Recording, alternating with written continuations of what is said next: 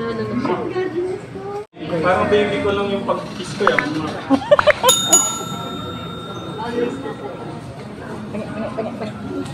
Pero sabi ko po kaninang umaga na O tapos, kanina, baba niya, ito nag-greet agad. Nag-greet niya pa ako. Nag-loading pa ako kanina na. Nakalimutan niya yata niya. Pagtuloy ko kayo sa church tayo, sabi ko, ay, birthday pala ni nanay ngayon. Wala. Nagtampo ka ba, mahal? Hindi naman. May sabi ko baka... Gulat ako din. Okay, kala ko nagtampo ka. Okay. Ikaw nga mo tinulad. Si Kuya ay pwede pinanay. 29 na pala ngayon. Hindi, sinabi lang ni Ramshan, isingit ko ka, Tekram. Asawa nga po pala. Oo, sabi lang kagabi ni Ramshan, magpipray kami. Sabi niya, I want to buy a surprise gift daw.